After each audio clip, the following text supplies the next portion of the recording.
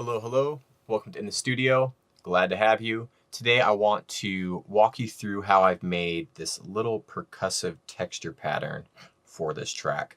Now I know I've done a couple similar videos recently where I've made some counter rhythms, some percussive kind of texture deals, but I'm going about this one in a completely different way from previous videos, so I think you'll find this useful, or at least I hope you will. So let's just dive right in. I'm going to let you listen to this little beat here.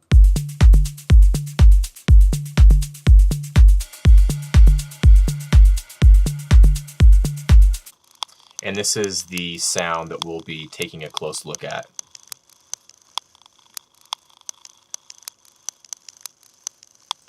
Just a really, clicky little transient percussive hits dancing around the stereo field. They're doing, I think, a good job of adding a little extra stereo interest, depth, and helping fill out the space in the groove. So let's have a look.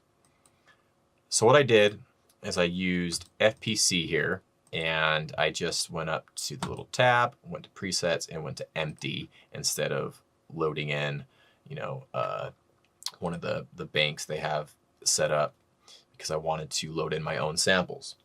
So what I actually used for this is this Drums Mode Audio Foley pack, which comes standard with FL Studio. And there's some really cool little Foley sounds in here. So I just spent some time and went through those and picked out some sounds that I thought would work. I'm going to mute the effects on that for a second. So let's go into the piano roll. So I didn't end up using all these, but have some little snaps, pops, little rattles. So I picked out those. I thought they would work nice. And I just turned the snap to grid off. So I went to none up here. And then I just spent some time playing around with the different hits and just literally randomly putting these in the piano roll. And for this pattern, I'm not worried at all about things being in time or on the grid. In fact, I'd rather them not be on the grid. So I literally, just spent some time, moved the notes around, played with the different hits, and just placed these where I thought they fit. And then once I had a little pattern I liked, I did some changes from there, but this is what it sounds like without any insert effects. It's a simple little pattern. I just changed some velocities. I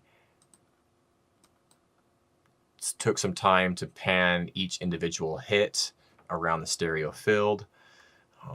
So it's, bouncing around from left to right. Add some movement there. And then you can see I'm looping this up over 1.5 bars rather than 1 bar. And that's just going to make it a little bit less predictable. And I wanted that polyrhythm feel for this.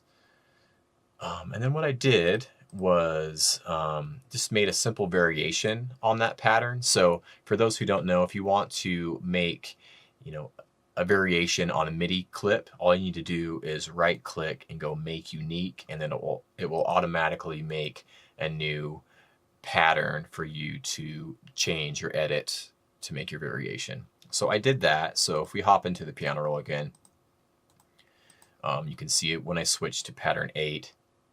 The velocities change. You can see some of the timings on the notes change slightly, or the hits. And then I also changed the panning as well. Again, just to make it feel like it's kind of evolving a little bit more and a little bit less predictable. And then I think I even did some fine-tuned pitching on some of these hits. Yeah, just by small amounts, but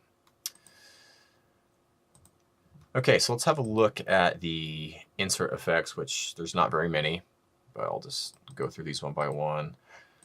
So the first thing I added was this little transient designer. I want these sounds to be really short and clicky.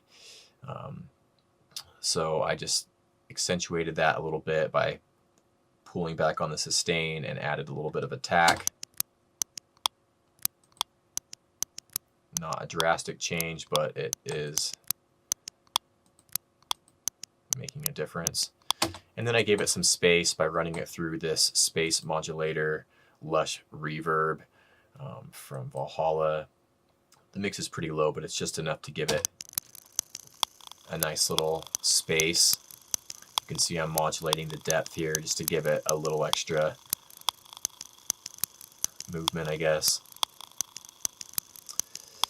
And then I followed that with an EQ, and this is literally just to kind of bracket this sound in and get rid of any unnecessary frequencies. I don't want it clashing with anything in the low end, and I also don't want it conflicting too much with the hi-hats. So I just kind of bracketed that in into a specific frequency range, and then added some sidechain, and that's literally it.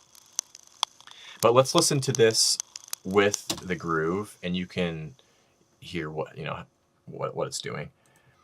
Now I have it much higher than I'll actually have it in the track, but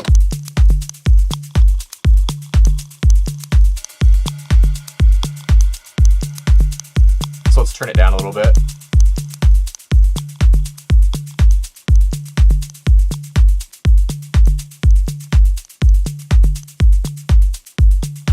And when I take it away, you miss it, or at least I do. Please come back, little perk texture. Please come back.